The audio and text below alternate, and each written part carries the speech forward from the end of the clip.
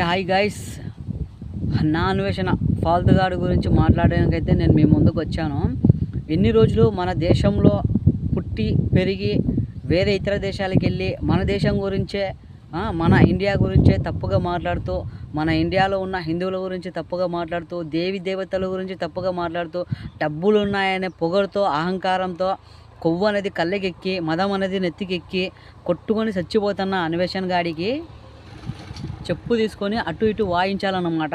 So నేను ఒక ముస్లిం అయినా కూడా నేను ఎందుకు రియాక్ట్ అవుతున్నాను? ఇది మన దేశం, ఒక దేశంలో ఉంటున్నాము అంటే ఖచ్చితంగా ఇది అందరి దేశం. అది వాడు మన ఇండియాలో పుట్టి పెరిగి వేరే దేశాలకు వెళ్ళి చూపించి ఆ డబ్బులు సంపాదిస్తున్నాడు అంటే ఎవరి వల్ల?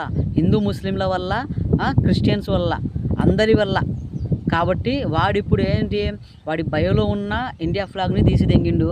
ఇంకొకటి వచ్చేసి ఈరోజు డ్రావన్ ఫర్ యూ అన్న ఛానల్లో నేను ఇప్పుడు చూశాను అండ్ ఆ క్లిప్స్ అన్నీ విన్నాను కూడా. నేను ముస్లిమ్స్కి సంబంధించిన ఒక పెద్ద కలమాని అనుచితంగా మాట్లాడుతూ, అనుచితంగా పలుకుతూ వాడు ఎట్లా అంటే అట్లా తిక్కగా ఆ వాయిస్ క్లిప్స్ వేరే వాళ్ళకి సెండ్ చేయడం జరిగింది.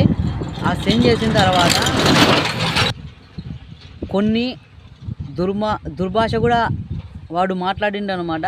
సో నేను ఇప్పుడు ఎందుకు రియాక్ట్ అవుతానంటే, వాడికి కళ్ళకి కొవ్వు అనేది అడ్డం పడింది అనమాట. సో అందరు కలిస్తేనే ఇప్పుడు ఏదైనా కానీ జరుగుద్ది. వాడి ఛానల్ని అన్సబ్స్క్రైబ్ చేసుకొని వాడి ఇన్స్టా పేజ్ని అన్ఫాలో చేసేయండి. ఫస్ట్ ఆఫ్ ఆల్ వాడికి కొవ్వు అనేది తగ్గుద్ది అనమాట. ముందు మీరు చేయాల్సిన ఒకటి ఫ్రెండ్స్, ఖచ్చితంగా వాడి ఛానల్ని అన్సబ్స్క్రైబ్ చేసుకోండి. రిపోర్ట్ తెంగండి. ఫస్ట్ రిపోర్ట్ తెంగితే వాడు అప్ అండ్ డౌన్ క్లోజ్ చేసుకొని ఇండియాకి మూసుకొని వస్తాడు. అప్పుడు మన ఇండియాలో ఏవే శిక్షలు అయితే అన్ని శిక్షలు వేసి రఫ్ ఆడించవచ్చు అన్నమాట.